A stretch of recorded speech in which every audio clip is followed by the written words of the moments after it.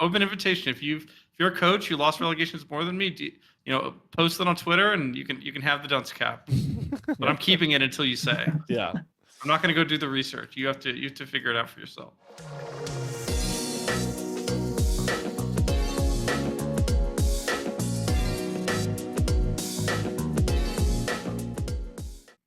Welcome everybody in to the latest edition of the Salt Mine. I am realizing now that I totally forgot what number we're on, so I make fun of Gordo all the time for forgetting what number we're on. And now it's not so easy, is it? It's not like so 3, easy. 4. What, you guys have done 2, 3 of these? I think we're Seven? sitting at 7 or for this No, season. 7 was all pro. This is 8. 8. Okay, Damn it. Damn. I did the Gordo.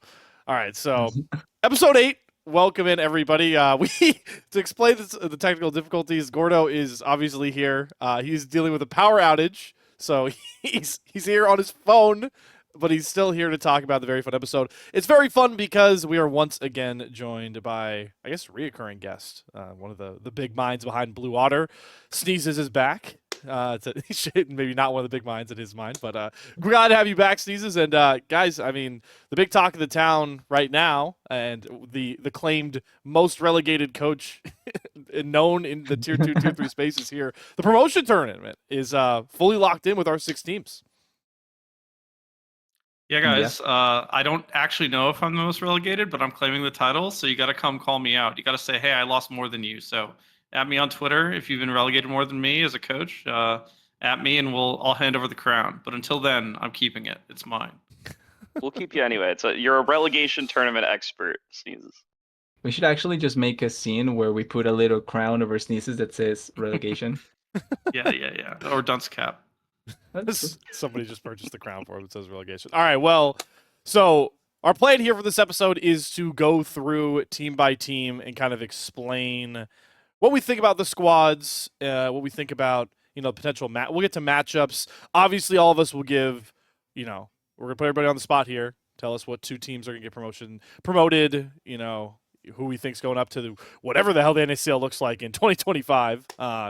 Yeah, it should be a fun episode, and then we'll see how timing goes. We potentially could talk about some of the playoffs. Obviously, I think we should with a certain run from a certain darling team of the tier 3, tier 2 space right now. But we'll start with the promotion tournament here, guys. I'm going to go up from the qualifier teams, and then we'll go all the way up. We'll start from qualifier. We'll move up to NACL. And we'll start with the 4th seeded squad from the qualifiers. They sneaked in on the last day thanks to the grand finals result. It's the Polestar team. So that roster, for people that aren't too familiar, because I know we don't always talk about qualifiers on here, that is Hoarder, Will, Ariendel, Azog, and then Prismal in support. Our guest Sneezes, I'll let you start off. What are your initial thoughts on this Polestar team and where they're at after a gauntlet of qualifiers? Yeah, I didn't watch this team that much, to be honest. Been a little busy this split with life changes and then still keeping involved with Blue. But this is a team of veterans. I like the top side of the map especially. I think Prismal's a fine support. He's good at AD and support. He's fine. Has some bad tendencies, but I think almost every player in tier 3, even the top tier 3, is gonna have some tendencies to work out. I think, I'll save some spicy stuff about draft for some other teams. I think it's more pronounced. But I think this team has some decent pools. They can play the supportive jungler and the carry jungler. Will is a good carry jungler, and Ariendel is a good facilitator mid, right? Champs like Ari, champs like Aurora coming back. I don't really know what he's playing right now, but I know this top side especially can kind of play a little bit of everything. So who's their first opponent? It's Dragoon's Goons. I think it's Dragoon's Goons. So yeah. I don't know if the matchup is that good, but I'm not expecting this team to be the bomb out, don't win team, right? I think they take at least one of these series. It starts BO3, right? So yes. BO3 is probably their best bet. If I had to play Dragoon's Goons, I would probably want a BO3, which I'll get into in their segment. So if they're looking for an upset, I think it's a good place to start. Markedly all the way back at the very start, Polestar was technically the only team in this entire tournament to beat Polestar. Was the only team to beat Dragoon's Goons. The first spring qualifier, they went 5-0. They beat the Goons in a Mm-hmm. best of one. So it's complete technicality in my mind. Like, hey, you beat them in a Swiss best of one. That's cool. But they at one point, though, with a different iteration of this roster, did in fact take down the Goons. Yeah, I think that's a team that has things to show up with. Like, overall, I feel like they clearly underperformed this tournament because I think a lot of people were expecting them to go even higher than they did. But at the same time, and this may be a hot take, I don't think they should have been in the promotion tournament. I feel like they, like, first of all, I think Komodo showed better things right now, but obviously point system is something that kind of puts everyone in their place eventually to a certain degree. But at the same time, it just doesn't feel like I like the way that it ended up being because Polestar ended up having way more problems or much more problems in this qualifier particularly than the previous one. And I think it became very apparent even from the start of the qualifiers because they were they dropped certain games that looked kind of weird in a lot of senses. And also, like, they were trying to look for a quote unquote playstyle, kind of disregarding their previous playstyle, but at the same time, kind of trying to retain their previous playstyle and then dropping things in a way as well. Like, it was just a complete miss in a lot of stuff, and it just felt really weird to watch. And that's why I think, even though they deserve it by the points, I don't think their play really showed that sort of deserving for them in a way that I think Komodo really did show up here. Obviously, they lost against the Goons, but they also, I think, they had really competitive games against the Goons as well. So it really could have been a slightly more different story if they played the first qualifier. But that's why there's a point-based system as well. Yeah, I don't hate a team sneaking in a little bit, right? I think I think we finally struck a good balance in the tier 3 scene Yeah. of rewarding the teams that perform in OQ2, and not like hard punishing teams that do well in OQ1 and then kind of fall off a bit. So it's always tough too, especially tier 3 is like really volatile with rosters. There's a lot of changes. It's a player will get pulled up. We saw a lot of roster changes in NACL this split, and that has a trickle down effect on tier 3. I think they have a shot. I don't think it's like easy, but it's a BO3. They're only going to win 2. You can cheese a game on red, you can cheese a game on blue, and you're cooking, right? Like, if these guys get their champs, right? I think there's a world, right? If you deny, especially BO3, you deny some champs from Dragoon Goons with some of their guys maybe a little limited champ pool wise. At least that's the rep, right? And you get your spots, you get a lucky draft. Like, there's a world. I think it's like 40% probably, but that's good odds against like the toughest OQ team, right? I'm kind of curious just quickly on that though, because so I do think that Polestar probably will not go on, so like they won't lose every game that they play. But I'm kind of curious. I still think, or I don't know how you see it, are they going to be the team that everyone wants to play against? Because I feel like there's always that team that even though they beat someone stronger, everyone wants to play against them. And I feel like that's going to be Polestar this promotion tournament, even if they beat the Goons. I can see I can see two arguments for it. I do think, as much as I love the Duckie Getters, and we'll get to them, I could see why teams might want to match up against a team like that has 4 rookies, not a ton of a coaching structure, not as much veterancy.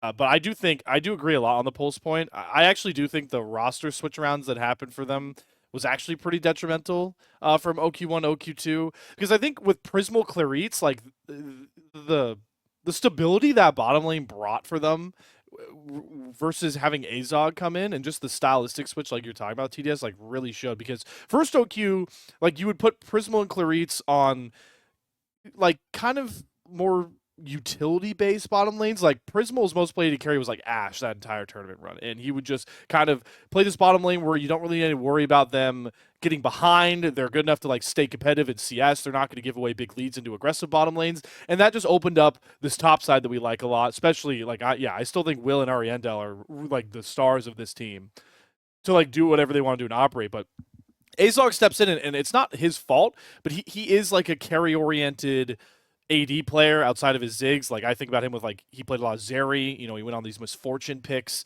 and you require a lot of resources for those bottom lanes to work out. But like you mentioned, Polestar want to play more topside, so it would land in this like weird spot where it just really broke up their compositional strategy. And I think I think it really showed some issues. So I would still like to play Pulse, but I do think, to Sneeze's point, like this is a team that has veterans, has guys that have been in this spot more often than say our number 3 team with the Bio? Duckie Getters. Yeah, as much as we love the Duckie Getters. Yeah.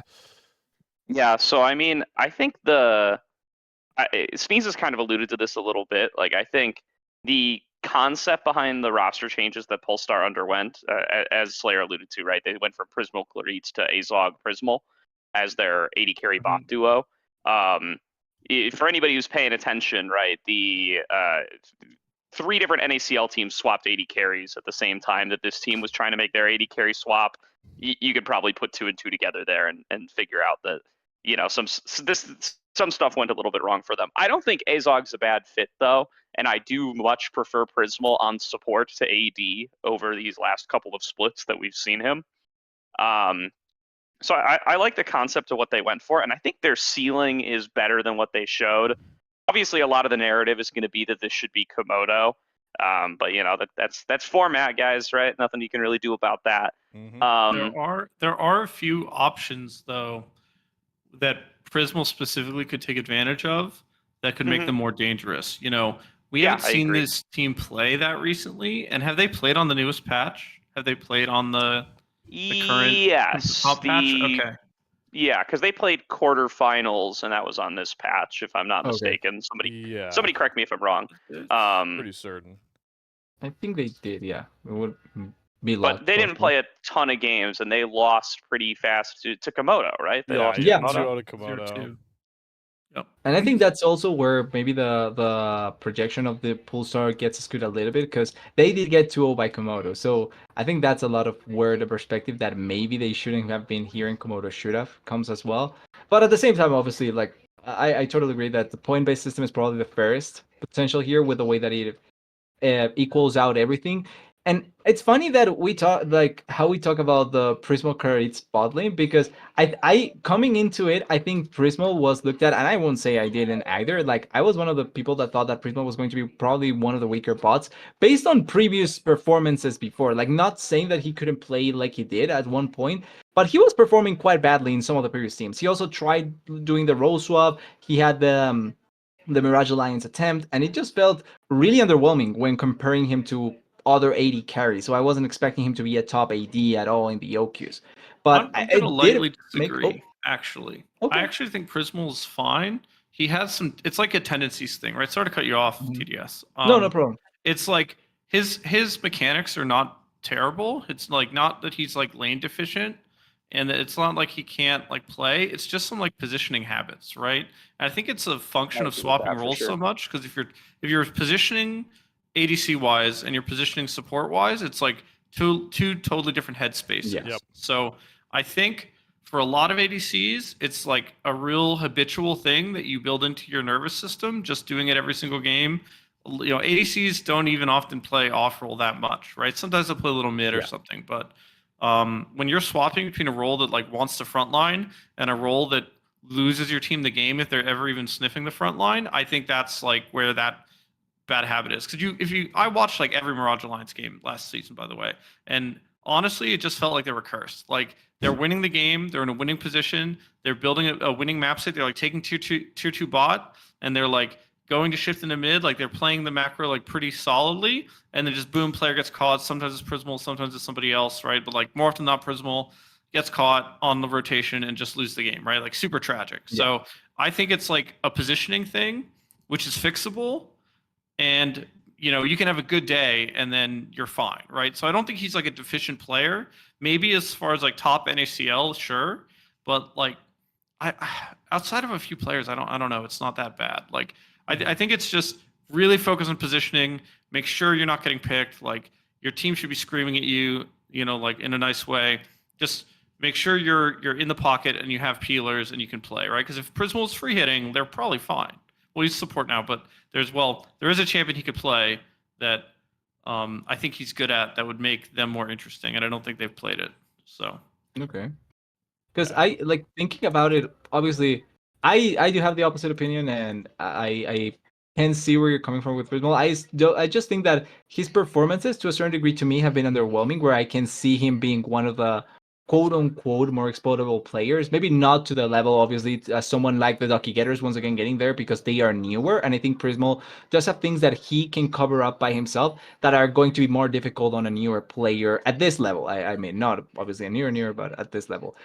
That being said, I do think that Polestar, and I'm kind of curious in this, can they make a change coming into this qualifier? Because can Prismal go back to AD carry and take another player, or are the rosters already locked? I think they would have to be granted an exception. Yeah, and I don't know the okay. process on granting an exception. Usually, in my experience, it comes when you get someone sniped, right? If they Okay. lost a player, they could be allowed to replace them, but that is a whole different discussion and can of worms, right?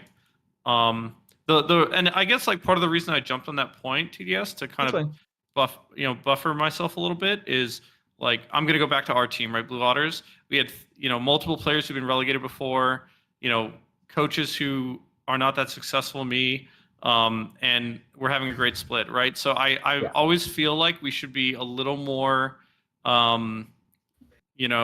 considerate in that point around like judging players' past performances, because it kind of doesn't matter, right? Like Quacker's a good player, like who cares? Like that's kind of my feeling on it. So I didn't mean to get like a little antsy about it, but it's like I know how hard these guys work and how hard the players in the scene work. So I want to make sure we're like keep taking it easy a little bit. Yeah, no, I think it's You're good. Voice your I think opinions for sure. It's the unique perspective you bring here, because like I always like to say, we're just a bunch of casters that scream at the microphone and don't have the most inside input. So that's why it's great to get. The I will difference still between bad attack and the players underrated is anyway, how so well it's you're doing fine. this split. That's basically all it comes down to. All right. Well, Polestar, yeah, obviously, will be interesting to see where they go, because I like the question of which team are most people looking to match up with on this bracket, and I think obviously from a number standpoint, like the 3-4 team from the qualifiers is probably who people want to play, but it's interesting to talk about the two arguments, and we'll move on to the number 3 team, the darlings of tier 3, the 4 rookies, whatever fun storyline got thrown out during their run, 2 top 4 finishes to get them to number 3. It's the Duckie Getters. So obviously you've got Dr. Calculus at the top side, Bio, Jungle, Rough Beans in the mid lane, Enthralled, the team captain, the roster configurator in AD carry, and then Hiccup, she runs out at the support position. Very fun team. You talk about, kind of what Sneeze was talking about. If you find the right roster, the environment's right, things can happen as long as you have, obviously, the hands. I feel like that's kind of what we're seeing with the Duckie Getters, the creativity of drafts. It's just such a fun story. I know I tweeted it out, but I want to make sure to say it here. This team, once again, was completely put together by Enthralled right before the first qualifier. He just DM'd all these guys like, "Hey, do you have a team?" And they're all like, "No." And then he was like, "That's outrageous. Let's just make a team together." And then Dr. Calculus is apparently the one that cooks up a lot on these drafts. So their top laner is the one that is cooking up a lot of these fun drafts. Obviously, the most fun draft, if you were watching over the last weekend, they were able to win their quarterfinal series off of it, up against, if I can remember correctly, who they knocked out in the quarterfinals. I believe it was... Wasn't it was P&Ws? P&Ws. Oh, yeah, sorry. No, they tried this composition with Gentle Hearts, actually, was the game I was going to say, but they tried it, and they actually made the game close in Game 3 against the Goons, but the most fun thing they cooked up was they went for the Rough Beans Scion, but he goes bottom lane, and then they have Enthralled on Janna, who's just roaming around the entire map.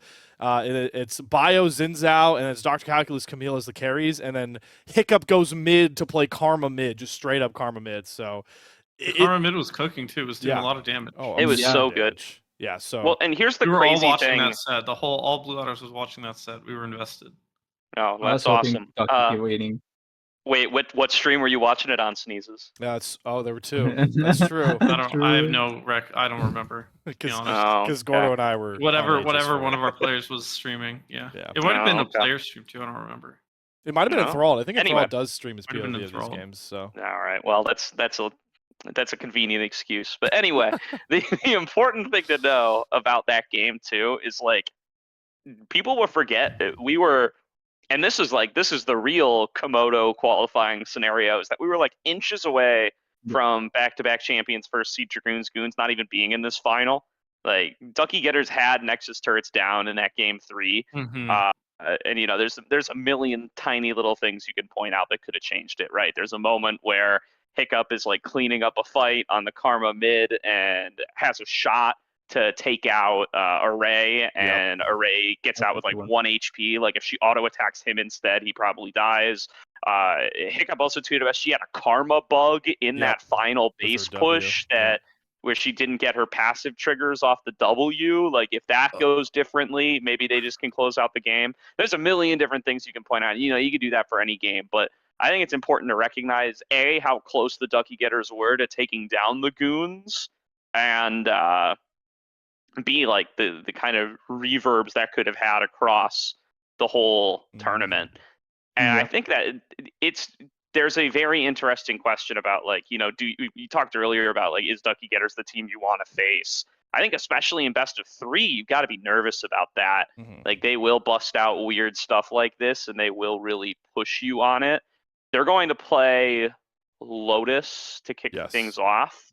And, I mean, Lotus beat them handedly when they've played previously, but I do still think that's something that's in the cards, and even if they do drop and go to the lower bracket, they'll play a best of 3 elimination match there, and I think they're definitely a big threat on both fronts. 100%. My feeling on this team is I would describe them as raw, right?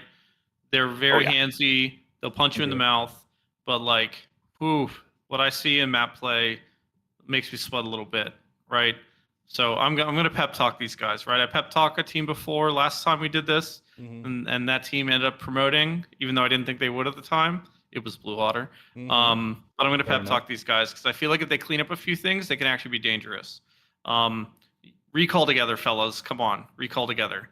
When you're in mid game, after 15 minutes, you make a play on the map. Get off the map. Spend your money. Don't overstay. Don't stay for that Gromp. Don't stay for that Raptor camp. Just get off the map, or all commit to the Raptor camp, right? Play 4-1 after Baron. None of this 1-3-1. I don't want to see any 1-3-1 in the promotion tournament. Like, I hate 1-3-1. And yeah, just aggress in your lane based off of your jungle. If your jungle is top side, then play aggressive top. If your jungle is bot side, play aggressive bot. Very, very straightforward. And if you think you're better, your hands are better. 3v3 always wins 3v3, right? But 2v3, you might not win. So just match aggression, recall together, and don't 1-3-1. That's it. Have fun. I think you guys actually have a shot. Don't sweat the results. Just enjoy it. Have fun.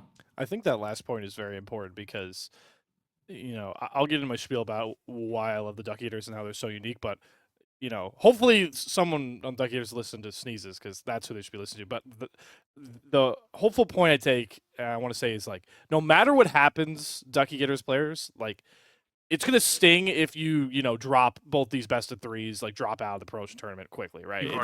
It's gonna sting. But yeah, that's the point, right? Like this has already been the biggest launching pad, especially for some of these guys like Enthralled, who's like so rooted in CLOL. Dr. Calculus just played a CLOL split where he was able to make, I believe, top 16 with his university. Like, you could use the CLOL jumping point. Like, obviously, whatever tier 3, tier 2 looks like next year, like you got all 5 of you are now on everybody's radars. Like, and that's what is the most important thing that comes out of this. So while it's gonna sting if you don't reach that promotion dream, but make sure to come back down to earth and get back on that grind, that and be play an ACL.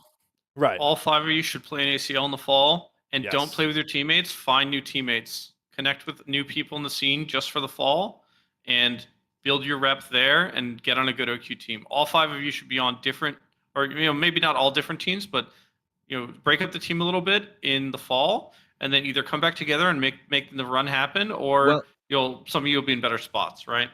Well, there is a slightly good tournament that will come up in the fall, and it allows for these players to find those teams so they can. I know. I know all about go it. there and play it, and it will be great for them. Hey, that's where Rough Beans came from. Nobody knew who Rough Beans was besides he's not even a solo queue player, and he just popped up into Spring ACL this year and popped off. And Nice. But I remember being in like I think we were off stream, but we were in the call with Rough Beans because we were doing a post-match interview with them, and I'm like, I don't remember if it was with you, Slayer, with you, TDFs, maybe it was even with Quacks, but I remember being like, dude, you've got to play in OQs, and he did not seem interested. Yep.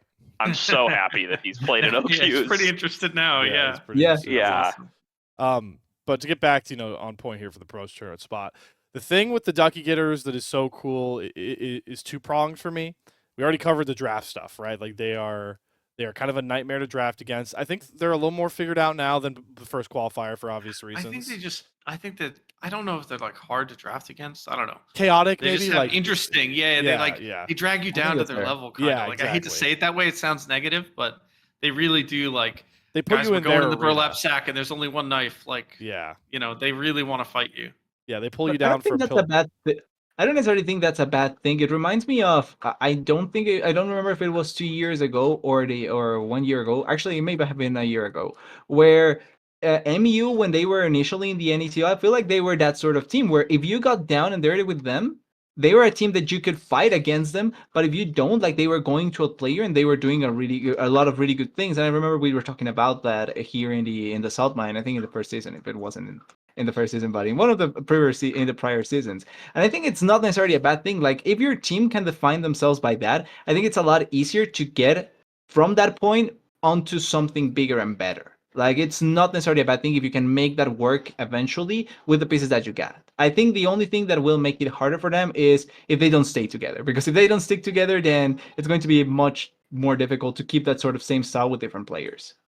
100%. But I think for the players though, like if you guys want to run it back, but do something different in the fall, get a taste of something else, and it's possible that for your own growth, a new spot is better, right? So, I don't know what's going to happen with this roster. I don't know what they're planning or what any of their staff is thinking, right? I haven't talked to anybody about that, but I would say split up for the fall, and then if you want to run it back. Yeah, and then the cool thing that just watching the Duckie Getters play across all these qualifiers is there have been points during both these qualifiers where I've been super impressed by the growth of this entire roster at point. Like, filling out the most improved player award was like impossible for me for the NACL 2 show because I think it has to be calculus though. Yeah, did it get announced? It did. I believe it was Dr. Calculus. Yeah, it was calculus. And then Okay, Bio was the rookie, right? Bio is the rookie because Calculus wasn't allowed to be the rookie because Right. he's made top 8 CLOL before. Yes. That was the thing. So the only CLOL I think counts for rookie. That doesn't make only if you make Boo. CLOL top 8. I Yeah, agree. I It's weird. Ooh. Yeah, I agree. But it is for now. The weird thing about, although I mean, I guess that's, I don't know, because in theory the whole point is to stop somebody like Dr. Calculus from winning. But like, why would you want to stop somebody like Dr. Calculus from winning? I don't get it. Yeah, I don't think he better wins, if you though. I run feel on like CLOL Bio teams. was Some of these better, CLOL but, like- teams are pretty scuffed, right? Like you have like a I GM guess player and it's a diamond player, the right? idea is like you think about like Porsche when he first came into the OQ scene, he was like already a CLOL champ. Yeah. Yeah, I could see You if know? you won CLOL, like if you beat. Well, If you're on the actually, team with like Dardock and Array and stuff, like I guess you're not a rookie, but I don't know, top 8. Come on. I will say, Yeah. Dr. Calculus's CLOL team was not scuffed. No, I didn't say. I didn't mean that there. I meant like you can sneak into top 8, and then like making that a disqualifying thing is like so weird. Is weird to me, right? Yeah. Yeah. It You was can't weird sneak for me. in to I win. think I'm You can't sneak in to I'm probably the only person on the whole ballot that didn't put Dr. Calculus as most improved. And the only reason is because like they define it as like best performance from last OQ to this OQ. So in Mhm. my mind, I'm like, he didn't play last OQ, he can't win it. But I guess everybody else just kind of ignored that and voted for him anyway. So I mean, more power to you. I didn't Dr. put him Calculus either, deserves but I something. don't remember so. who I From put not at, playing honestly. to being good is a high amount of improvement, though. I based it I off mean, of his true. CLOL performance, to be honest. That's Which is fair. Which is totally fair. Yep. He's a different player now than he was in CLOL, which is the craziest part about this team for me. That and the fact that Bio is like somebody that literally nobody had on their radars, and that he's as good as he is. Yeah. Yeah, honestly, I think Bio has to be not only the biggest surprise, but one of the most welcome surprises possible. Because honestly, not only do I like to see him play the way that he does aggressively, but I think it's great to see that the team also tries as hard as possible to allow for him to have this sort of like mentality. Like, he can be aggressive, and I can see the team of being ready to go for that aggressiveness with him, which is something not easy to pull off in a lot of situations. But also, I think it's also what enables their playstyle to be as chaotic, but chaotically good to see. Because everyone just feels like they have that one neuron that everyone is willing to play for, and it works out. Well, when it works out, when it doesn't, it's dumb, but it's fun to see, and I enjoy seeing them force it this way. Or force it this way, no, but do it this way. Yeah, and then It's crazy this guy's never played comp too. Is that true? That's nuts. I mean, we don't really have much to go off of to If- counteract yeah. the point, right? Like, it's just, it makes, I mean, Rough Beans definitely, It's wild. Rough Beans before ACL Spring was not even really much of a solo queue player either. Like, I don't know. Rough But Beans had like 1 OQ at 80 carry, I think. Bio's like pure fresh though. I don't think we've ever had him in an ACL or anything. Nothing on Maybe the he No, I played in haven't some seen him, Diamond League, when he was lower rank. But Yeah. yeah, But Yeah, I don't I mean, think, like, he's I literally would just say got Duckie that, but Getters, I so I'm gonna honestly, defend him. like, I was watching out, like, I occasionally watch out for players in the lower leagues, in the Aegis leagues, to see if anyone, like, kind of rises up or things like that. I don't remember seeing Bio either in any of those leagues. So if he was playing, he was either with a different tag or he was completely hidden from the radar. Mm-hmm. Which is awesome. And then just to, like, round out talking about this team, because I want to give Enthralled some flowers, because this guy was talked about. He's hyped. He's been hyped up a couple of times as like a next up marksman. And I think he really showed it in game one. That Lucian, I mean, he had a 16 kill Lucian performance against a Ray Daption bottom lane, where he was absolutely nuts. filthy. Like, that was the Enthralled that, like, had been hyped up to me, and I was like, all right, this is why this guy is, like, always been, a CLO threat with Northwood. Potentially knocking on the door of NACL. And then the I was real a sub on Pulsar. yeah, and then Hiccup. Listen, the way she you talk about positioning between support and AD carry, right? She is the only enchanter player support in this entire tournament, and she was playing really good enchanter last, like the first Q1. I think was more impressive because now we've kind of like shifted away from just pure tankage in the support role. Like, it's a little bit more. There's a little bit more, like the new Senna, stuff like that. She had like fantastic Lulu games where, like, in lane, she knows exactly where to be to get poke off and just annoy, keep that space. And then in fights, it's exactly like that. And then we mentioned the Karma mid, right? Like, she had to go play Karma mid into, like, Zhao Danny's already a tough enough assignment, but then you have to go play Karma mid into Sudsy, and she didn't even give up solo kills. Like, she went down, like, I think 20 CS, like, which is gonna happen. But that happens to most mid laners. Her build is against so Sudsy. efficient. Yeah. Her build is so efficient, though. Yeah, and like we talked about, her damage at the end of the game, like, was what was really knocking on that door. To play away from meta and to still be so effective, and then be able to confidently say, "Yeah, I'll go play against the guy that's promoted 3 times in mid lane in a game 3 and hold your own." Like, this team across the board, obviously, like, Bio and Dr. Calculus. And you mentioned her Nami. Her Nami is crazy. Yeah, her Nami's cool. Yeah, this team is just so fun. And yeah, I as much as we're gonna get here and probably be like, I don't think any of us are gonna pick the Duckie Getters to promote, unfortunately. But to route all the way back, I just hope that we see these 5 somewhere in some facets for the future of North American League. I don't think they promote, but I think they're a really cool story and they're doing really well. Clean up your game a little bit, breathe, have fun, and I think BO5 is gonna be hard. I think they can win a BO3. I look at their champ pools; it's a little thin. Think about a pocket pick. Think about the wacky tobacco. Save that stuff for game 4, game 5, right? Don't draft for game. Yeah. Okay. Next, we'll do on the next team. The next team is more important with it. But I will say. Wait, when is this airing? Friday. This will drop on Friday. Okay, I can't talk about Fearless anything actually, because Okay. I have like theories on Fearless that I'm not going to give we'll before the gauntlet. Okay, maybe so we'll do something enough. in like off season. Hopefully, we'll do like ACL episodes and stuff. We could bring you out to talk about Fearless sneezes. Cool. But I was just going to do this whole spiel on Fearless, and I was like, wait a minute. I'll say something about Fearless. I'll say something about Someone's Fearless homework really for quick, them. which is that while I agree with that analysis that I think the Duckie Getters would struggle in a BO5, the one thing that they do have going for them is that And I really like how they set up Full Fearless this way, in that it drip feeds you back powerful champions as you get towards the end of the series.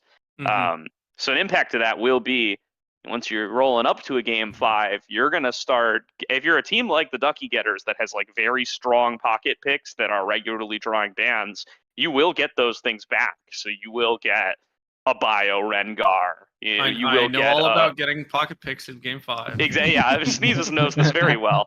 After the last series last weekend, We won game 3, so you and get I to a felt like game we won the 5. series because I knew no matter what happened, game 5 is going to be our game. Absolutely. And I think the Duckie Getters could get a little bit similar, right? They'll get the Bio Rengar back. They'll get the Hiccup Lulu. They'll get the Calculus Rumble. Whatever's getting permabanned, they will get it back in those later games. The problem is going to be getting there, I think, for sure. Yeah. Well, we'll shift away from the heartthrob story and, the chaotic burlap sack of Duckie Getters, as Sneezes puts it all. We'll move on to number 2 team, the team that will be facing them on the top side of the bracket. I look at the schedule correctly. Yeah, the first series of the qualifiers that kicks off on September 2nd. Lotus finally here in the promotion tournament after getting very close over the last couple of times.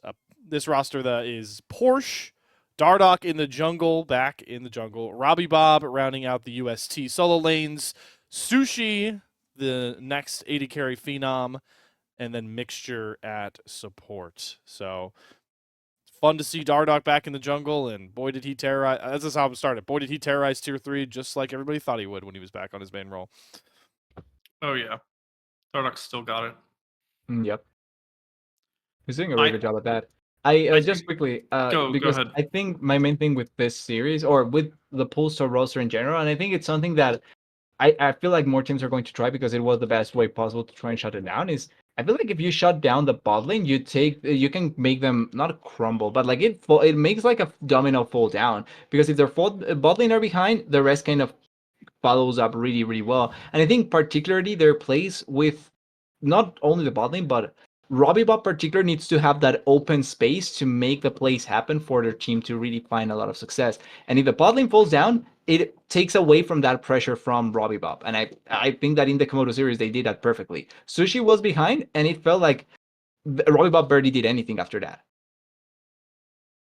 Yeah, that's been my unfortunate critique of Lotus the entire time, because myself and definitely Gordo, I think, covered a ton of Lotus games at every facet, and Sushi has it in him to absolutely wreck games. It's just it's kind of like the gatekeep scenario, right? Like it's when he gets up to those higher 80 carries that we see as NACL level talents, things start to get rough. And the first time round, it was Array. Array, really shut him down in the grand finals. That was the biggest lane-to-lane gap I really felt like. Maybe you could argue mixture adaptation if you want, but for me, it was Array. Sushi. Come back around. Who does he have to face in the next semifinals?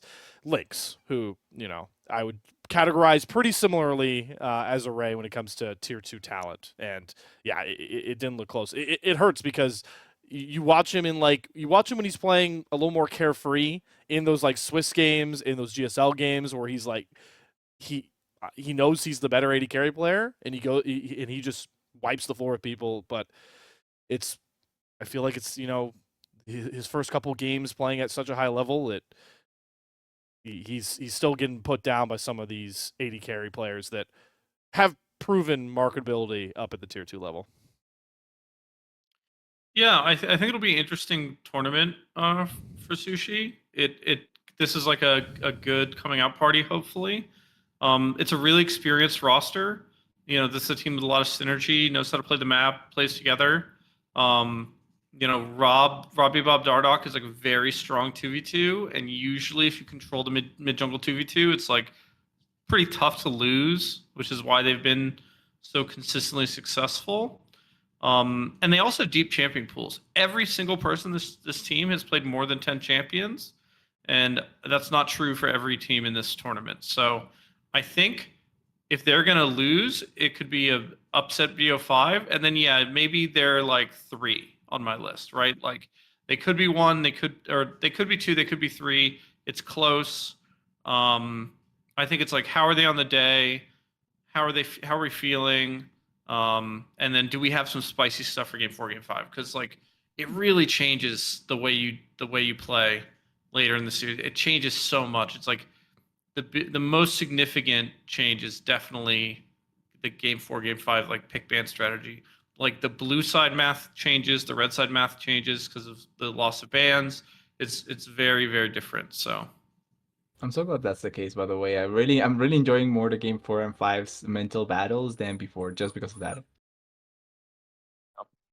I will say, while we're on the subject of sushi, and I don't mean to put this weight on this kid's shoulders, but the narrative is too juicy. I gotta bring this up. Does anyone remember the last time that a 17-year-old AD carry player, popped up in Summer Split, making a run to the tournament like this on a roster with Porsche and Robbie Bob? It was Masu, right? This is a couple of years ago. This guy's like on that track. Like he is really showing up in his first couple of splits here. I think like the ceiling for this guy is absolutely ridiculous. Obviously, making the jump to the NACL level and retaining that kind of dominance is the hardest part, right? mm-hmm. But like the explosiveness we've seen from him over the course of like his first time on like a real team, he played a little bit on BlackRock in spring after that team kind of had a little mini blow up. Yeah. He played a little bit on CCG Futures as a support in last fall ACL, and that means nothing to me. But for the low amount of experience he has, I'm kind of very willing to shrug off how those matchups against folks like Array and Lynx have gone. But under the hope that they start to improve as he gets more reps like that. The question is going to be, is he going to be able to show it in this promotion tournament? Is he going to need to show it in this promotion tournament, or like are the rest is the top side going to come together the way that we know it can, and not kind of experience? Because it really does feel like, especially since OQ2, that it hasn't really been the top side carrying them all that much. And in fact, it feels like they've had some issues up there several times, and they've kind of needed Sushi and Mixture to bail them out. Which is kind of the inverse of how you would think this team would operate. I'm still a big Lotus believer. I still think they can clean those things up, and when they do, I think they can beat anybody. I've kind of been promising that it's just around the corner, though, almost all season, and it hasn't quite gotten over that hurdle to me. Sushi is the second highest kill participation on this roster behind Dardoch. And I do think Porsche is really comfortable on the island, right? Mm-hmm. Yes. It knows how to play with pressure, won't get ganked, too badly, isn't going to get like zoned out or frozen on. Is going to manage their waves, manage their recalls. So I think playing through Sushi is going to be part of their win con, just because it makes the decision making for a young player so much easier, right? We talked about this like last time. It's really tough. I think last time I was on here, it's really tough to go through your decision tree in the game when you're behind, right? It's can I catch this wave safely? Is this my jungle? Is this their jungle?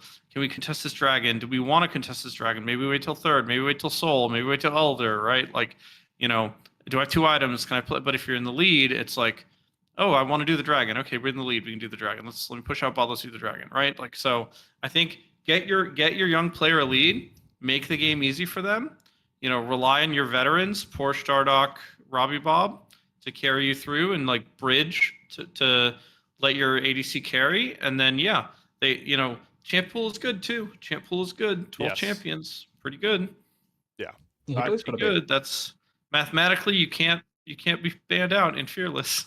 No. I think technically they are the highest pool team. I think in the promotion. I think this next one would be the Duckie Getters or probably CCG. I think CCG also has quite a bit of a pool, but they really didn't show it in NACL. It feels like they have the players can, and we've seen it before, but I don't think this split particularly they did. Mm-hmm.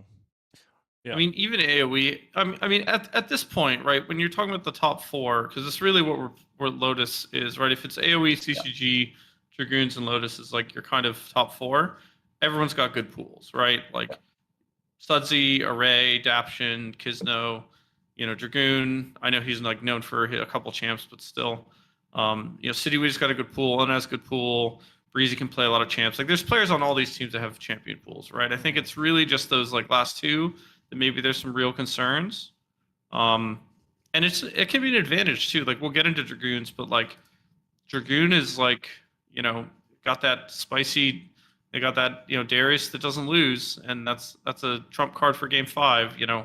I don't know if they B1 it or you take it away or what you do, but I mean, I would think about B1ing Darius in Game 5 like straight up, especially when there's, 8 top laners taken already. Yep. 8 top lane bans. You can probably play Darius. Yeah. Yeah, especially after it's proven that you need to solo kill it 7 times at least to actually be close to winning that game. Yeah.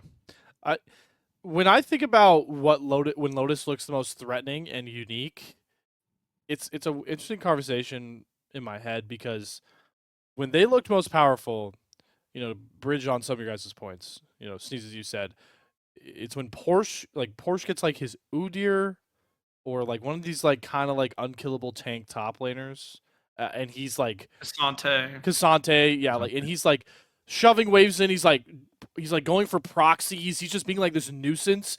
He'll die like once or twice doing it, but it's not like hugely impactful because the rest of the map has Robbie Bob. Usually, he's been winning lanes. He's been getting push going, especially on this marksman mid a lot.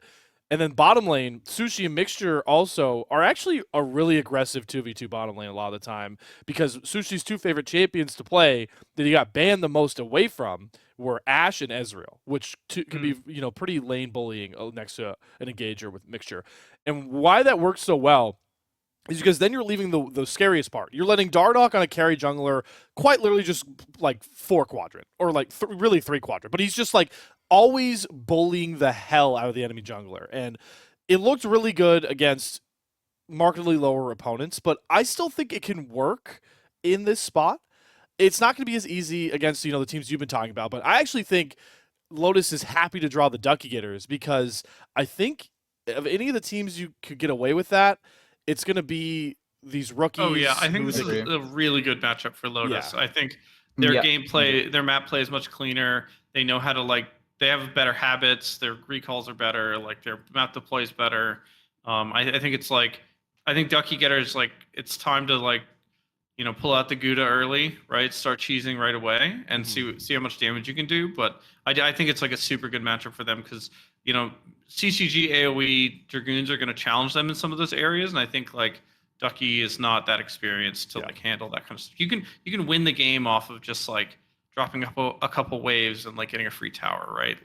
It really at that level, it really can happen. So the other thing I'll say on this team is I think Dardoch specifically, like you're saying about carry junglers, to jump off your point, Dardoch will sometimes just pick something and just completely dominate the game, regardless of whether you practiced it, regardless of whether you're prepped for it. Like when I was working with Dardoch, we had a match. I think it was on TFT. We had a match, and we were 1-on-1 in a series in groups or something. I forget what's going on, but it was not a good day for us, and we were kind of whatever. And we got to R5, and it was jungle R5. And he's just Red Cane is amazing here. Pick me Red Cane, and I'll Omega carry. And I was like, yeah, okay, okay, we win. Dardoch says we win, right? So I think especially with Fearless, especially with all these champs going out, experienced players like Robbie and Dardoch, it's hard to lose, right? Mm-hmm. Oh, and Robbie reinventing his playstyle is super impressive, by the way. Yes. Robbie a year ago was a mage player who sprinkled in some Yone, but I feel he's really embraced this marksman's playstyle, and he can kind of play everything now, which is Robbie was dangerous when he wasn't, a marksman player, and now he can play all of it. It's Robbie's crazy. So I think the strongest Robbie Bob ever looked to me was when he was on that Evil Geniuses Challengers team, just spamming Galio every game. So I completely agree. I mean, he plays everything now. He's a really dangerous player. I would be interested in seeing him get another shot in NACL at some point. I think he's playing his best league, and I think he should get looks. I don't know what the rosters will look like next split, but I think he should get consideration.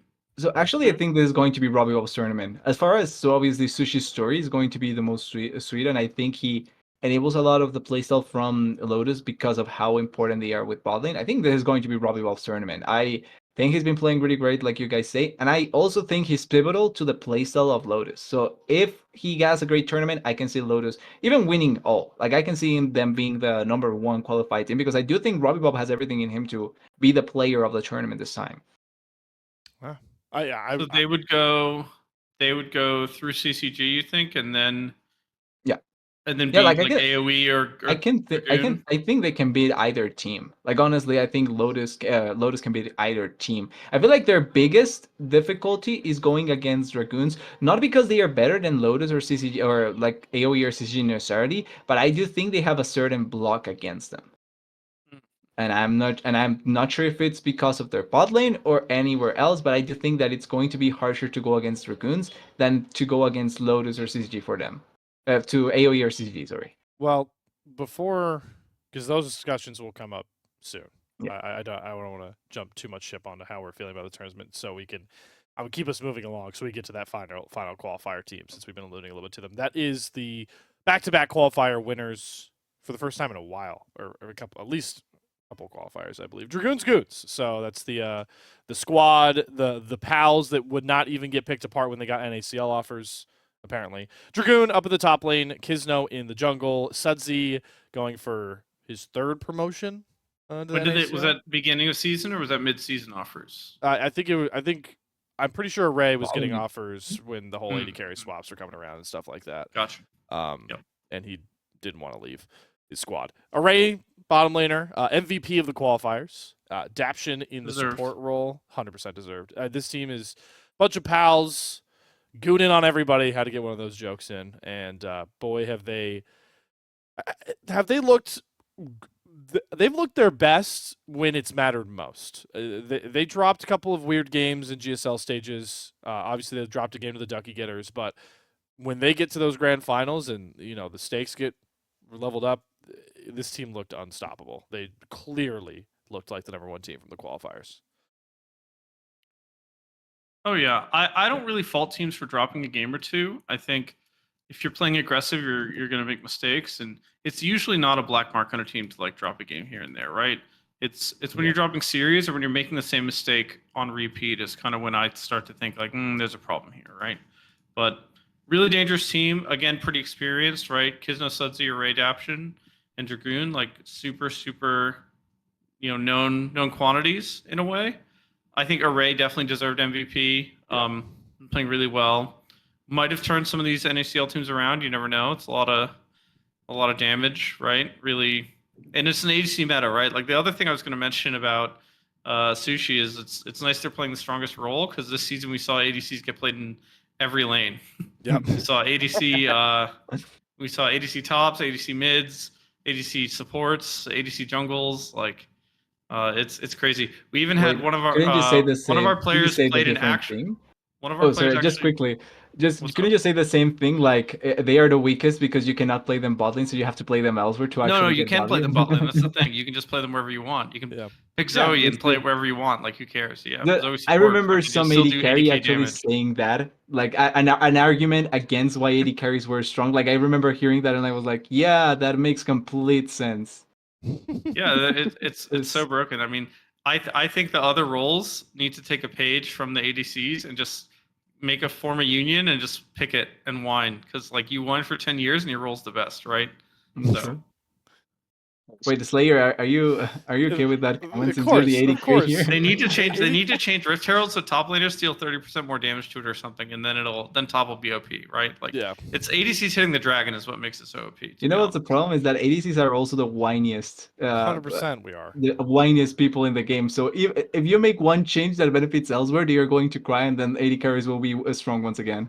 It's because they're the wide receivers of League of Legends. 100%. We're the DB wide receivers. You have to be the divas, yeah. That's a good comment prepping us for our caster and for our caster. What is it? Fantasy League. Football. Yeah. But yeah, I think those are great points. Obviously with the AD carries, but yeah, Array just because this team stumbles in early games recently. I noticed. Obviously, the meme got thrown around a lot on the broadcast when they won the grand finals. Dragoon. I think I could count 5 top laners in the qualifiers that he gave up solo kills to, where he probably shouldn't be giving up solo kills, but it doesn't matter because they always just end up winning the game. But the one thing I want to say about Dragoon is, yes, is his in-lane focus a little bit off in some of these matchups? True. But he always does the same goddamn thing. He'll give up 2 solo kills to Decoy's Ornn on Aatrox. He just goes and power farm side lanes while the rest of the team stalls out the next 10 minutes. And then he is one of the best team fighting, bruiser, duelist, whatever you want to, whichever one, his pocket picks. The way he spaces fights and plays fights, it doesn't even seem like he was down 2,000 gold to his top lane opponent. Like, it doesn't end up mattering. And it's infuriating to probably watch as a Goons fan in the early game, but it works out. And yeah, it's like the X factor, because it's almost like teams in those fights maybe aren't like worrying about Dragoon. He's like, yeah, he was an 0-3 Aatrox. Like, what's this guy gonna do? We have to mark a Ray. This guy's crazy. We have to go kill him or Sudsy, and then he just wipes your backline. And then you combine that with the fact that Sudsy's like the biggest rock of a mid laner ever. Like, you know what you're getting from him every lane. Like, it does not matter. And then Daption's such a smart, engaged, oriented support player. Like, his rel is so impressive me every time I've seen. Yeah, it's just if these guys are on like they were in these last 2 grand finals, there are very few teams They I have think a really go good shot. toe-to-toe. They have a really good shot.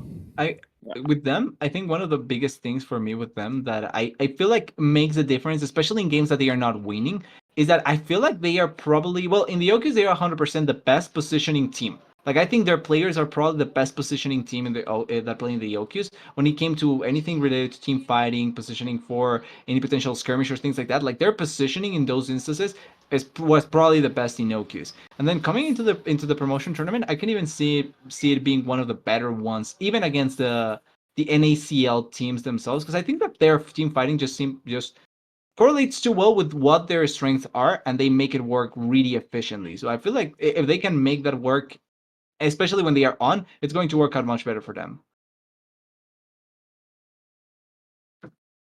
Yeah. Here's the thing about, like, I'm kind of concerned about that kind of pattern we've seen from Dragoon once they start playing against some of these other teams, particularly the demoting teams from NACL, right? Because I think we even got to see up against Dr. Calculus and the Duckie Getters. I think that is where, the have 6 ISO deaths a game, win anyway strategy stopped kind of working out a little bit. You don't want to give Crimson like 4 free kills. Like, exactly. Well, that's the thing. So what happens when, because I think the Duckie Getters, as you said, I think their map play was substantially better for the most part. There were some times in that game number 3 where, like, I was freaking out about it on cast, where like Dragoon is split pushing on Darius, and like they're losing inhibitors for free to this 0 range team composition was very strange to me. But either way, they end up pulling out that series barely. And it's like they can afford to have Dragoon have all these ISO deaths when their top lane opponents are Porsche and Alorum. But the question is it going to be the same when your top lane opponents are Crimson and Cozy? I think that gets a lot scarier.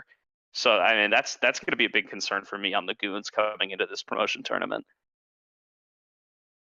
Yeah, the thing that's just like pushing it all forward for me with the Goons, it goes back to just AD carry so broken. I don't know how teams match up with their bottom lane. I just think I trust a Ray Daption against every one of these bottom lane matchups, to be honest with you. And maybe that's a little bit confident into those relegated teams, but I think that's fair. I think yeah, I I think agree. Array.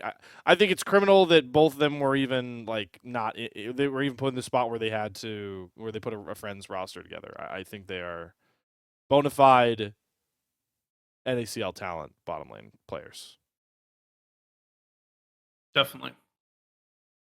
Yeah. So I have high expectations for this teams. Obviously, all these teams are riding in on a high, getting to this promotion tournament, especially for Lotus as an org, the Duckie Getters, even Polestar, and new names that have been knocking on the door for a couple of qualifiers. Now we'll switch vibes to the teams looking to make sure they are not out of a spot in Tier 2 in the next year. That would be our 9 and 10 spots from the NACL.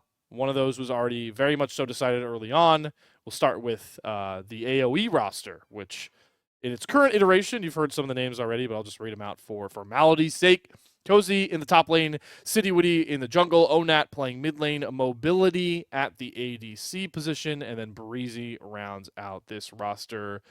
The roster that, this roster didn't get too many games under the AOE marker. And that's where I think they're getting slept on, is people are going to naturally think like, oh, this team didn't win a game. This team, like, they're not good. They don't know what they're doing. This roster didn't play in NACL for the most part, right? Yep. Like, I think there's really good pieces here, and they've done it. They like fix the holes. I think they win some series if they play this the whole year. Honestly, the whole split. I really do. You know, if you go watch the tape on Mobility, he had a good last series. They played pretty well. Breezy's been good all year, even though he's been on a bad team, right? Onat is still Onat. I think he's playing really aggressively and flanking and like doing the things that he got kind of famous for at NACL. And yeah, like City and Cozy are pretty experienced. So I think this is the sleeper team for me. You know I have some friends over there. I know I'm homies with Onat, but I really do think this is the sleeper team. And if there's a group of players that are going to surprise people, I think this team is like different than their record. I really do. Yeah, we talked about this a lot last promo tournament with you, Sneezes, that like it's different when you are a new roster coming into this, even as the demoted team, right, than it is having played together and been garbage all season. I could see a world where this is a little bit the exception, just because, like, I don't know. I mean, maybe Breezy just has like ironclad mental, and to a lesser degree, Onat. Like, I think they need to have like ironclad mental. I think it's hard to be in this position to have gone 0-9, even as a player They like didn't Onat. go 0-9. That's what I'm saying. Onat didn't go 0-9. No, the team did. Like, yeah, but I agree. So yeah, I get what you're saying. Joining a team when it's already doomed. You can't but like be Breezy more doomed. did go 0-9, right? And Onat went 0 and whenever. But then all his homies joined, right? Like then all his homies joined, and I hope that so I think you're already rock bottom. It can't get worse. Your homies joined. Yeah. You're playing well against CCG. You know, I don't know how their scrims are going. I haven't asked, but I think you can wipe the slate clean with the roster changes. They've changed out so many people.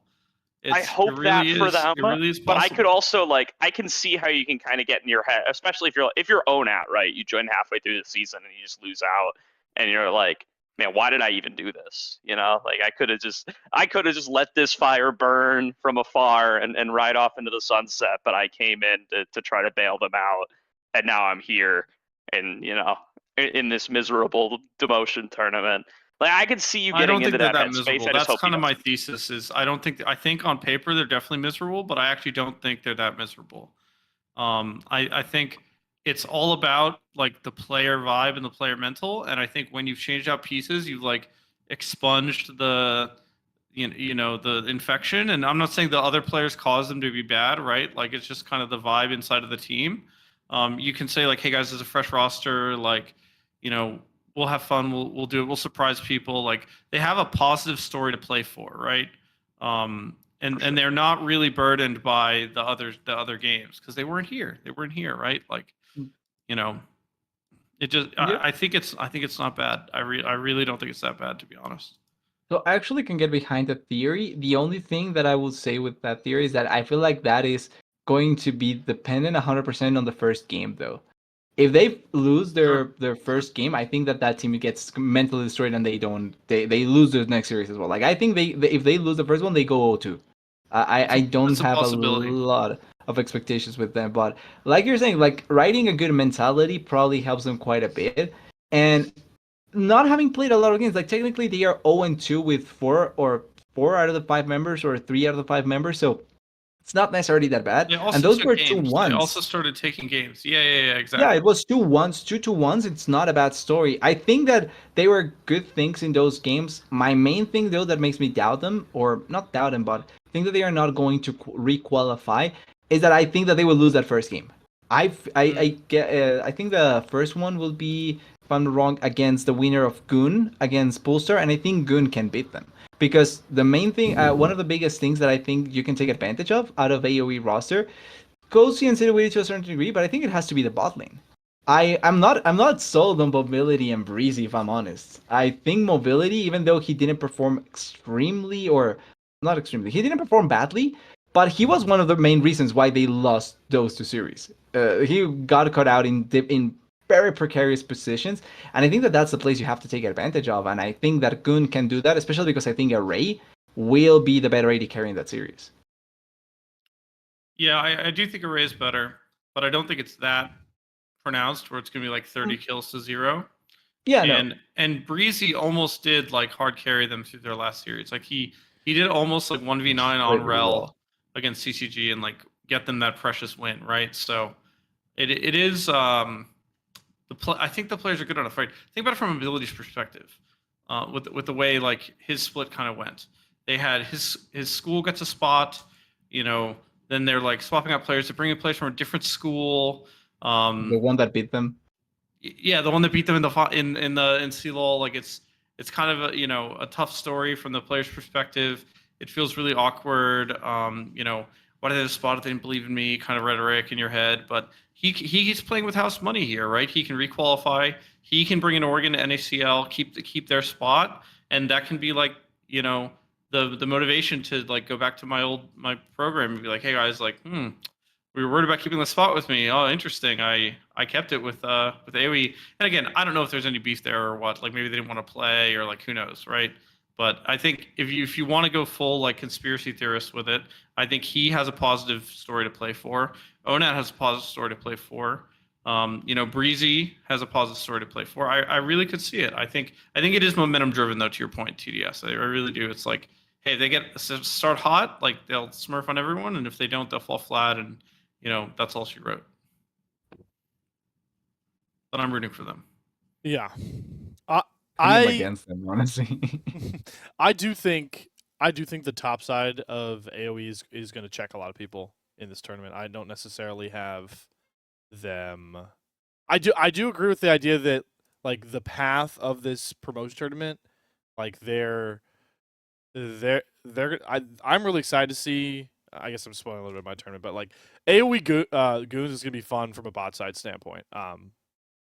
Because for a lot of reasons, and I'll spoil a little bit of my bracket. I actually think they'll match up twice in this tournament. So we'll see. We'll see. I won't allude to it too much. Oh, that'd be cool. That'd be cool. Yeah, I'll move us to our final team. So we've gotten to number 6 here. Or I guess number 1, technically, if we're going off seeding purposes. Number 9 from the NACL, number 1 in the Pros Tournament, CCG Esports, trying to stay up with their, I guess, get back up, whichever way you want to qualify with the other team they promoted with.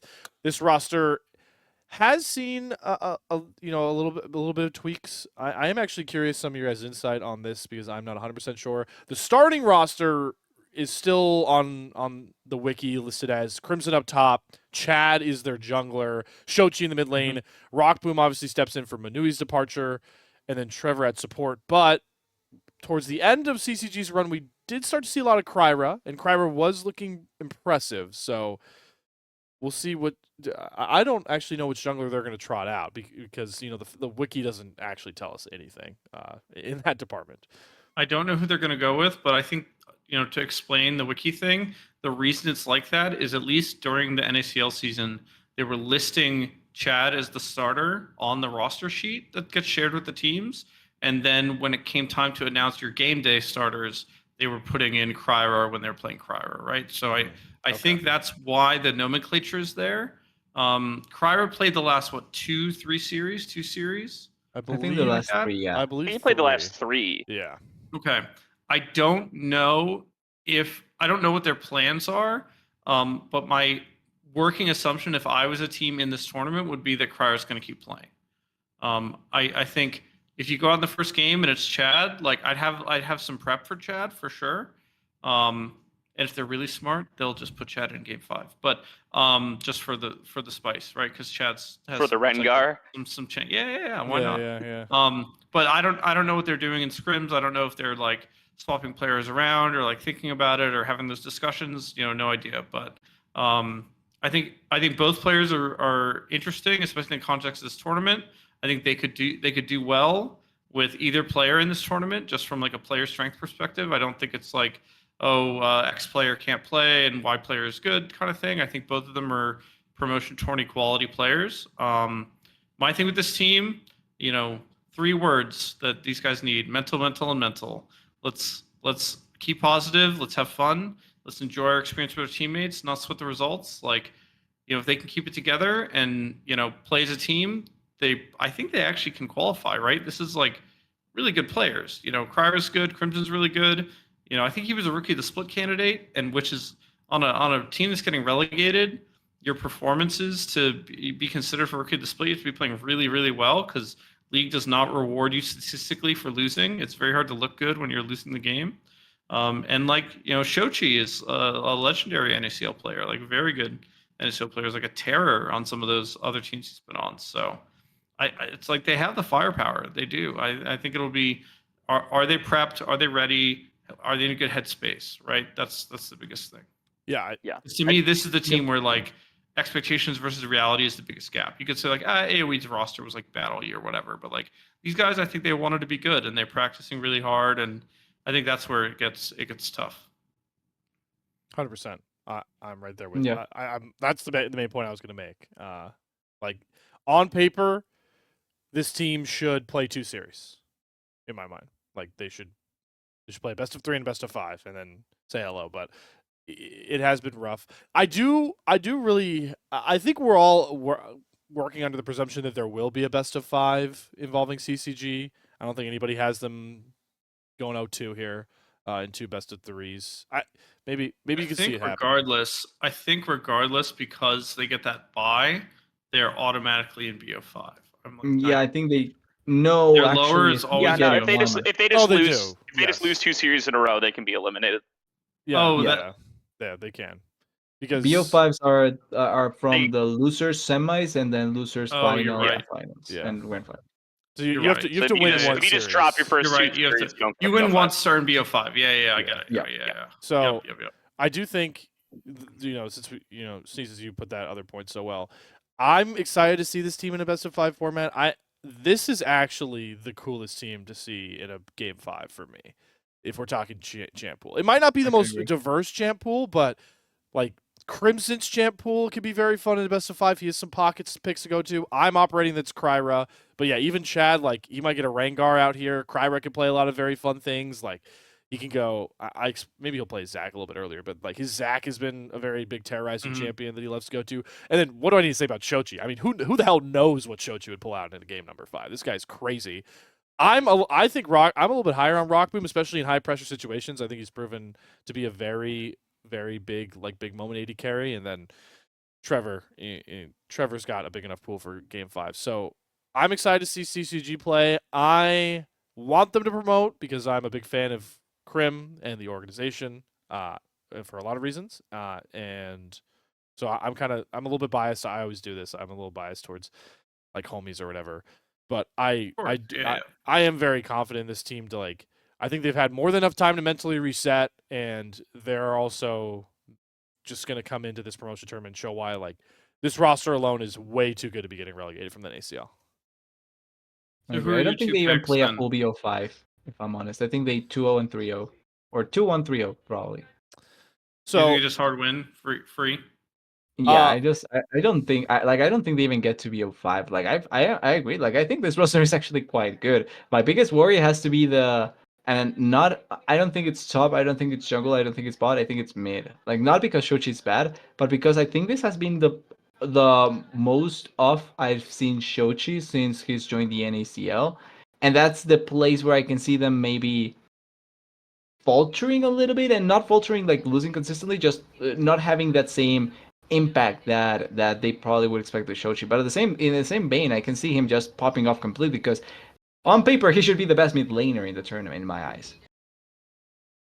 There's some way earlier in this. He's had a down split. Split, and I think the jungle inconsistency, like swapping players, has really affected him because mid jungle is like so important, right? Yeah. So We'll see. Yeah, I he's- think he's probably earned it. He's probably earned the best mid laner title, but like there's some good mids in this tournament, man. You got Onay, you Yeah, got at least on Robbie, you got paper, right? Sudzi. It's probably the best on paper. At Even least like Ari it's and Dell, you can't probably. sleep on Ari and Dell. Like there's like 5 pretty experienced mid laners in this tournament. I think I actually like just even though I say Shochi should be on paper the best, I think mid lane this tournament is actually quite stacked. Like I'm really excited to see the mid lane matchups because Onat, like you're mentioning, Sutsi, Robbie Bob, which I already called out to be probably the best player in the tournament or having one of the best tournaments he's going to have.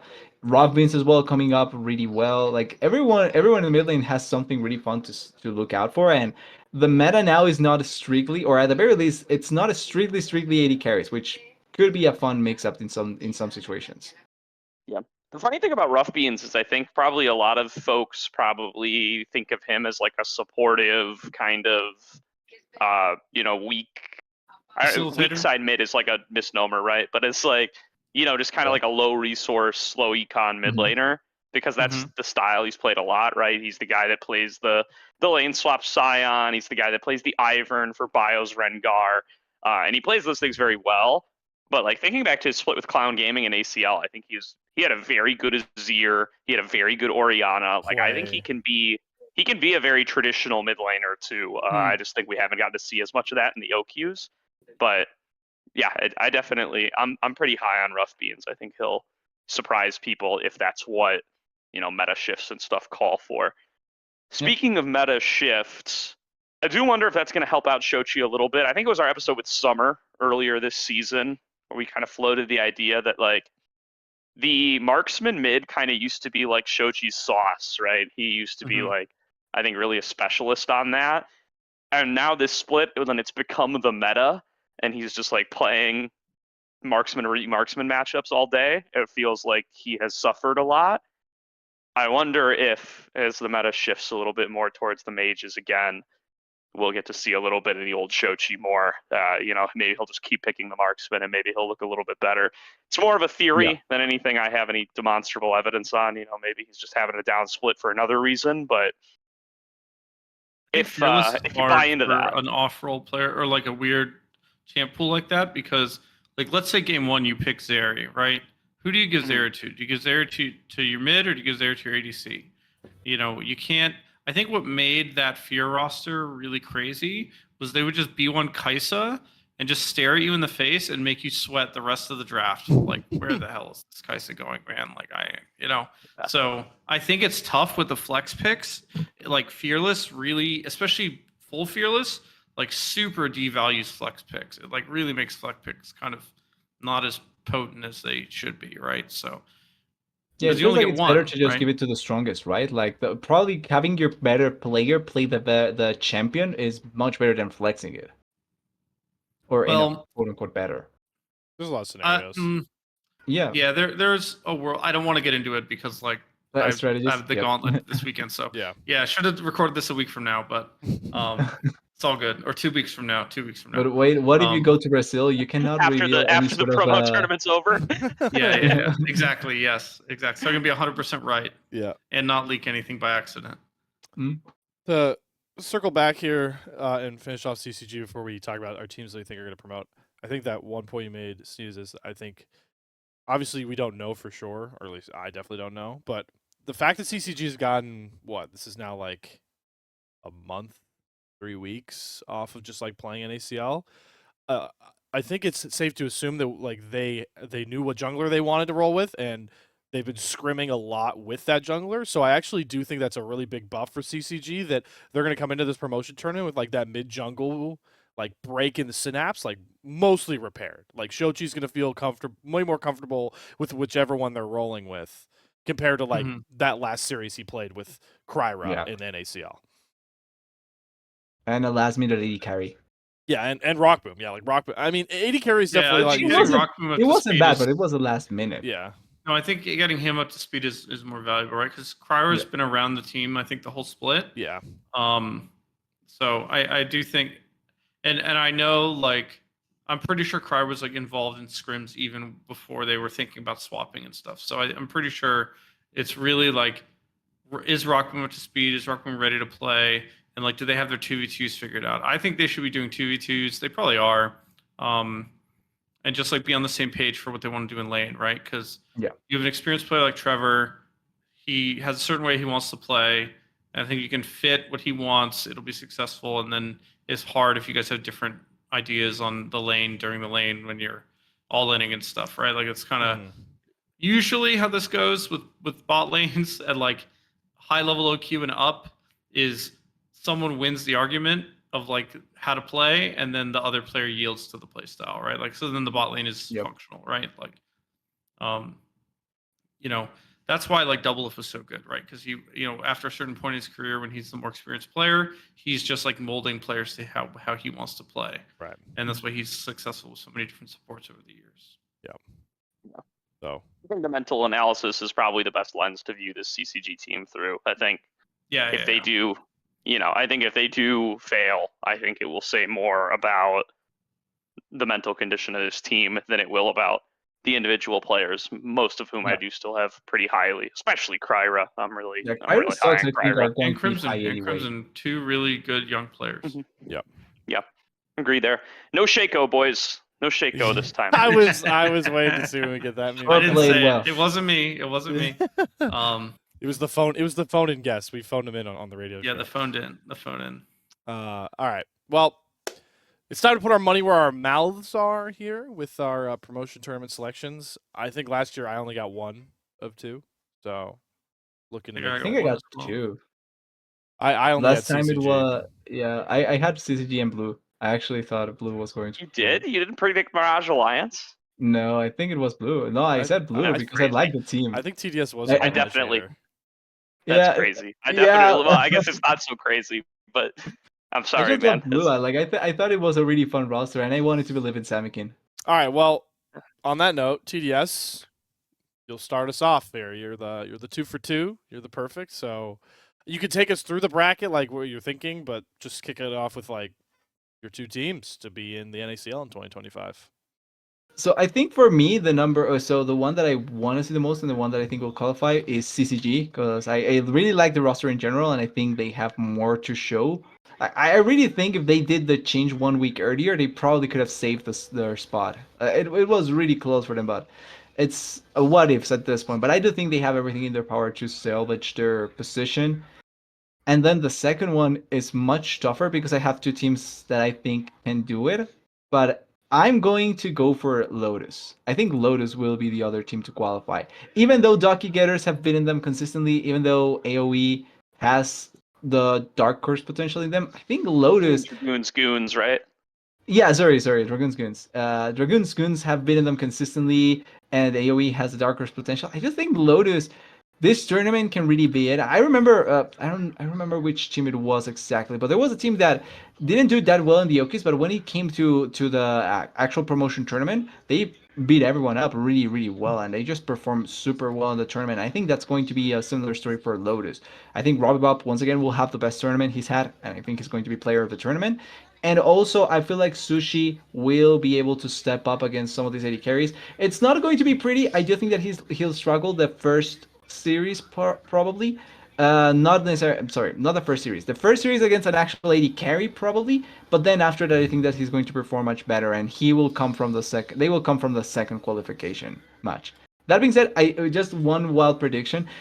I don't know if they will be able to pull it off. I don't think they will. But I think Duckie Getters has everything in them to be either a 3-0 team or a 0-2 team. So I'm just excited to see if they can be that wild card, really. Okay. All right. So we've got CCG and Lotus from the guy that nailed CCG Blue on our last promotion tournament. Phone in Gordo. Where are we standing?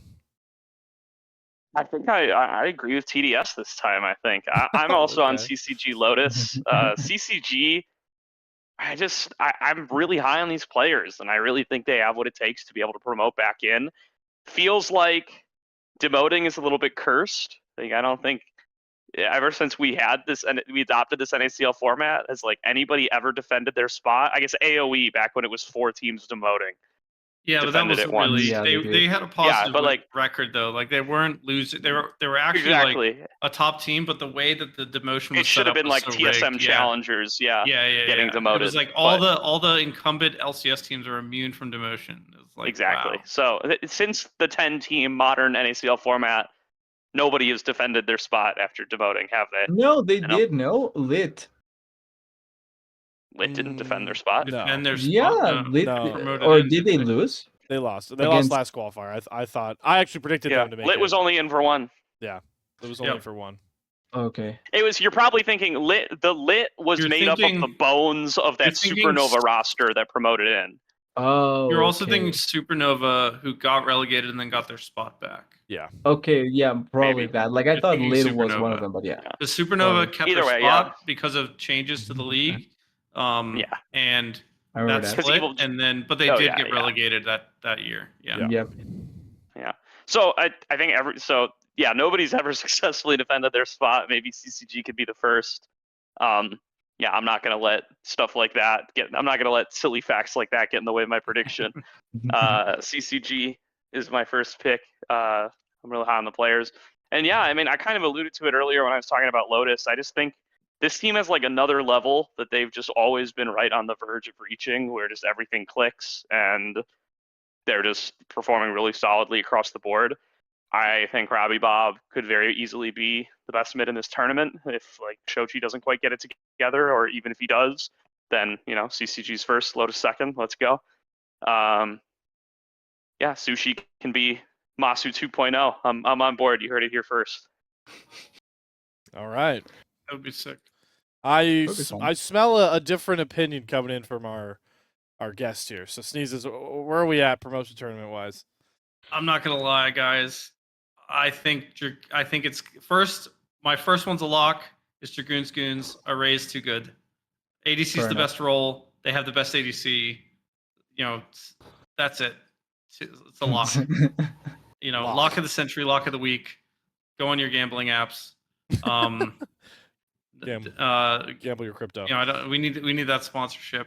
But I will cop out a little bit. I am gonna cop out for the homies because I have homies on too many of these teams. I can't decide if it's AOE or Lotus. I Okay. think that's the final match of the lower bracket. It's Lotus Okay. AOE. I think it goes to 5 games, and whoever plays better in the game 5, whoever maybe deeper pool, maybe spicy pick, I don't know. But that's my prediction. Those are going to be your 3 teams. It's going to be Dragoon, Goons, and Lotus in the uppers. Goons is going to win, and then it'll be Lotus AOE in the lower final. And And I whoever don't know gets who it. wins. Don't know who's the second, but those are my top 3. Deal with Fair it. enough. That's a diplomatic answer right there, and I can respect it. I can respect I have it. too many friends on these rosters, Yeah, man. see, I As guess, soon as he said that about I AOE, can't go was say sure like, he oh, was you guys are going gonna to go there. lose. Like that's not cool, man. Yeah, no, that's And I've been there. Relegation sucks. It's the worst. True. It's the worst feeling of my life. At least you're the king of relegations, right? yeah. So If you're yeah, going until to, someone, if you're hey, going to go yeah, to yeah. relegation- Open invitation. If you're a coach who lost relegations more than me, post it on Twitter and you can have the dunce cap. But I'm keeping it until you say. yeah. I'm not going to go do the research. You have to figure it out for yourself. All right. Well, I like it. I like that answer a lot. Not my answer though. Half of my answer. I thought this was like the consensus, like chalk answer that people would be saying, and I thought I wouldn't be the only one on here. But I guess I'll just go with it now. It seems right that I'm the only one predicting it. But I'm leaning CCG Goons. I think it's going to be CCG and the Goons. I do think CCG with enough time off, getting Rock Boom acclimated, with mid jungle coming together maybe a bit more. I mean, they've obviously, like you mentioned, Seasons had time. I do think they just kind of go through the upper bracket. I do think they, I actually do think they will match up against the Goons in the upper bracket, and it'll be a close series, like 3-1 CCG.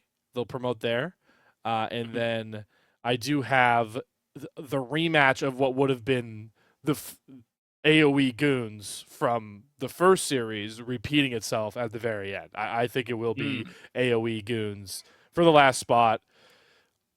My heartstrings, I want the best of 5. I want this to go the gauntlet. I want us to get like Dragoon Darius, something crazy in that matchup. I guess I'm a little bit lower on Lotus. I think it's just I'm glad that we put it in the phrasing when it comes to talking about like sushi and mixture that they don't need to look good against a lot of these bottom lanes right now if we're talking career trajectory. But I do believe with how important AD carry is as a position and how the rest of these bottom lanes, like later in the tournament, like your AOEs, you're going to run into, Array Daption that's already been proven pivotal against them. They will falter in one of those two matchups in to get up to that last spot. So I'm going to go with Goons and CCG. I'm pulling for Lotus personally. Like I would love to see Lotus, especially with Dardoch in the jungle, get back there. But I am banking on the talent of CCG being too good to be there, the first team to survive relegation. And then the Goons, they're homies. They've made this run. Their bottom lane is too good compared to anybody else in a meta that's so good for the bottom lane that they will promote up in there. But hey, it's cool to see. It's cool to see all the variancy across the board here. So I think somebody's gonna hit 2 for 2. Who knows? I mean, So we had 3 CCGs, 1 AOE, and then 2 1 from the Lotus. OQs. So at least we don't have 2 from the NACL coming back, which I think No. that's a pretty good ratio to have anyway. Like 1 and 1, it's always good in my eyes, at least. But historically, no one's defended, right? Yes. Historically, it's Nobody. always 2. It's Yeah, always that's been what 2. we've concluded. And the olive branch will say that it could be a defender this time is actually the schedule. So I'm just gonna shout out. I don't know if someone at Riot like saw this podcast and like listened to me rant last They time. should. But the schedule last time and a lot other times before that were miserable. You get like a whole month. It was after finals. This tournament being before finals. Like whoever made that change, thank you so much. It's so miserable to do these like I'm gonna die scrims. It feels so bad. So cutting down on the time on that, I think, does give these incumbent NACL teams a bit of an advantage because you're not like doom scrimming for a month. You're only doom scrimming for like 2 weeks. So Yeah. it's way Especially- better. It's way better. Especially for the NACL teams that want to watch who their probable opponents are going to be next time, this gives them a better chance for watching them and then preparing for the Americas tournament that is going to be later on. Yep. Will say doesn't really apply because AOE has changed roster a bunch of times, but AOE kind of has been doom scrimming for a month because they've known they were going to be relegated since the True. NACL was still going on. Yeah, but you can still be like, hey, we're gonna beat this team. We'll ruin this team's season. Like there are True. the only thing you're screwing for when you're in relegation is like, please don't relegate me. Please don't relegate me. Please, it's the only goal, right? Whereas even if you're out, you can still like, ruin a friend's year and stuff like that. So take the Oh, by one the game way- off Maryville, right? Like take the one set off Maryville, ruin their perfect season. No one did that. By the way, I think I'm not sure if it was discussed or not, but we should also pull Quax's predictions, right? Oh, yeah. Yes. He I almost put forgot. them in the chat. He put them in the chat. Yeah, let me Yeah, call, let me TDS. read them Good out. call. I remember because he actually is with the Slayer. Yeah, see, this is what I'm talking about. I'm pretty sure, like, around a lot of at least tier 3 people who are just casters who also don't have like inside knowledge. Say that one more time. I think a lot of people's sentiment is Goons CCG. So I guess I'm kind of. I think outside looking in, it's definitely a fair sentiment. Yeah. Fully Whoever- goon pilled. Yeah, whoever calls for the Duckies has my respect, and even Pulsar has also my respect because I think they're the less likely, but that's huge copium, and I'm all in for that. Yeah. So just to keep everybody on track, because I think we're gonna close this one. Not any NACL conversations, mainly because Stevens can't say everything he wants to say with the gauntlet. He's got. I can't talk, fellas. He can't talk. I got 3 It's BO5s fine. this weekend. It's fine. We'll ideally. get him back before the finals when he's in the grand finals against. No, I can't DS, talk then XCL, either, man. we'll I get can't him talk back. then either. But my point is, I'll be even extra quiet. yeah, we've been going for a good hour and a half. I think we covered the qualifiers well. Just to update everybody, about the scheduling. Yes, so next Tuesday is when the tournament kicks off with the 4 qualifier teams in the best of 3, and then, or no, sorry, that's Monday, September 2nd, and then it rolls all the way through. The whole week we'll cover it. So like round 2, Tuesday, Wednesday, that's your upper bracket matchups and lower bracket, and then lower bracket. An upper bracket finals are on Friday, September 6th, and by the time we get to Saturday, we have our teams promoted. So we'll be back next week without Sneezes, obviously, the likely regular crew to break down what we looked at the promotion tournament, and then we'll soak in the whole of the end of the NACL playoffs. So this is a very fun time for the Salt Mine crew as we... Sorry to interrupt before you close. Yeah. Actually, if you look at the total schedule and you include NACL, you have like a crazy week of league. You have Yeah. Friday, Saturday, Sunday, BO5s. Then you have the promotion tournament up until the 6th, and then the 8th is NACL finals. Yep. Yeah. So you have The like... fun- Actually, even Thursday. it Promotion starts tournament's through the Thursday. 7th, right? Yeah. It's until Thursday. Is it? So yeah, so from the 29th until the 8th, you have league every single Damn. day. Yep. So the fun part is that we can talk NACL OQs and our promotion tournament, and then we can also just say Blue Water lost or anything like that. Like we can criticize them in the process. Like everything works out perfectly. Well, hopefully you guys don't criticize us. Hopefully we're winning and we don't have. There's no criticism. Yeah, that's true. No. Well, It's fine. We don't talk about the players. We talk about the coaching staff always. Good, It's their yeah. fault. No, I mean, Always look, their fault. I've said this before. I think if we lose, it's our fault, and if we win, the players deserve the credit, right? I think Phil would disagree with me fair. completely. I think Phil would actually have the opposite opinion. But it's that's why we're a good team, right? That's why we're a good team. Yeah. So yep. All right. Well, Yeah. now So, yeah, this new schedule is miserable for this show, but Yes. we'll do our best. We'll pop in at some point and talk about whatever's going on at that time. It'll be out of date by the time the episode drops, but that's okay. It's in service of a better schedule. I think the playoff schedule is better this year. I think the promotion tournament schedule is better this year. So Agreed. we'll sacrifice some salt mine quality to get a better tournament. well, the in 11 days of league in a row, it's like Christmas, fellas. yeah, this is That is also true. this is Christmas for North American League, especially the Tier 2 space. But last thing, I want to give a last word to our guest here, Sneezes. Just, maybe the Blue Water hype up Blue Water, because we didn't really get to talk about them. Obviously, they're, you got the gauntlet coming. You have the last word, my friend, as the Blue Water representative. Yeah, thanks for the support. We worked really hard this season. I think I posted this on Twitter, but I think it's like no one would thought we were good because of like nameplates, right? Like, oh, these players were relegated before. This is like a coach that people don't know necessarily from NA, even though he's very good. We have 2 rookies. You can't be successful. There's a learning curve, but I think we've done a good job all around. Like all 7 of us, the players and the competitive staff, the coaches. We knew what we wanted to get out of this team. We knew how they wanted to play. We worked on it together and really tried to help the rookies get acclimated and then, make sure the team is functional. So if you're a player who's had like a down career or who've had challenges or have like gotten relegated or whatever, find a good situation, find coaches you respect and want to work with, find players you respect and want to work with, and try really hard. And who knows, right? I never expected to be back in NACL this split, much less be top 5. And I think for us, the way we're playing and what we've learned this season, we're going to be disappointed if we don't go further. We want to go further. I know how hard these guys work. So hopefully we go further. Then it's kind of it, right? I don't want to talk any smack. I don't want to, rest on our laurels. We're kind of in work mode right now. So we're going to keep working, and hopefully we go to LA and go to Brazil and all that. It'll be fun. We'll see. Hell yeah. You got to earn it.